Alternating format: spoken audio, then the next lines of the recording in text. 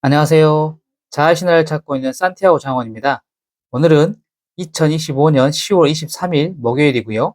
매일책 10쪽 읽고 글쓰기 327차가 되었습니다. 어제부터 읽고 있는 책 부자들의 서재. 오늘 읽은 단락은 삶의 의미를 찾아라입니다.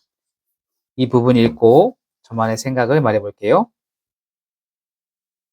주체적인 삶을 살고 싶다면 삶의 의미를 절대 잊어서는 안 된다.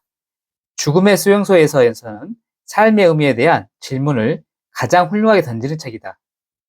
빅터 프랭클은 죽음을 맞이한 사람과 살아남은 사람을 보며 삶의 의미와 의지가 생존에 얼마나 큰 영향을 끼치는지 발견한다.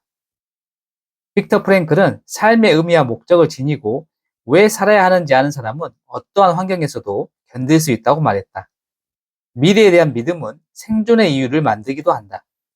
삶의 의미는 인생이란 여정에 있어 등대가 되어줄 것이고 성공으로 나아가는데 든든한 기초 체력이 되어줄 것이다.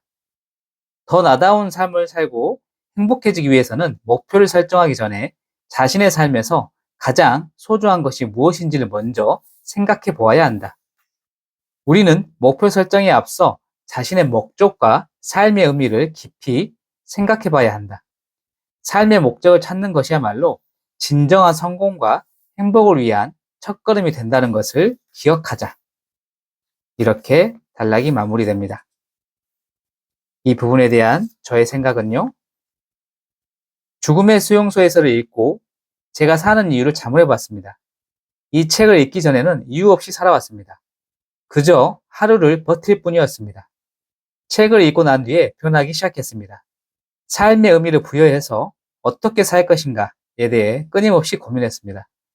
결론은 내가 원하는 것이 무엇인지 파악해서 생이 닿은 날까지 해보는 것이었습니다. 삶의 의미를 찾으니 허투루 살 수 없게 되더군요. 하루하루가 너무나 소중했습니다. 내 삶의 목적과 의미는 최고의 동기부여가 되어 행동하는 사람이 되었습니다. 이렇게 살아보니 매일이 설레었어요.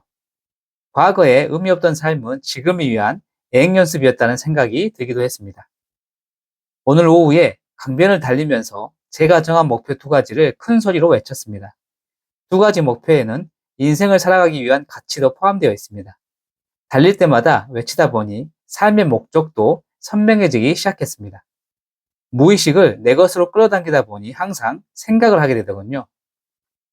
죽음의 수용소에서의 저자 빅터 프랭클은 성공은 행복과 마찬가지로 찾을 수 있는 것이 아니라 찾아오는 것이다라고 말했습니다.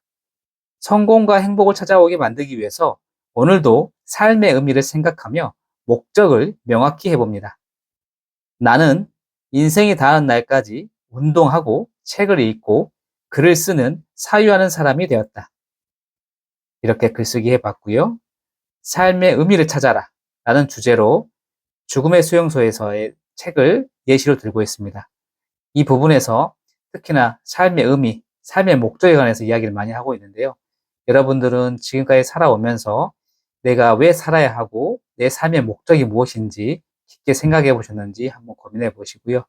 만약 그러한 생각을 하지 않고 버티기 위한 삶을 살고 있다면 과감히 터닝포인트를 만들어서 나의 삶에 의미를 부여해서 내가 어떻게 살아가야 될 것이고 그리고 나의 가치 이러한 부분까지 고민하셔서 남은 인생에서 즐거운 날을 맞이하시길 바라겠습니다. 이렇게 마치고요. 내일 또 뵙겠습니다. 감사합니다.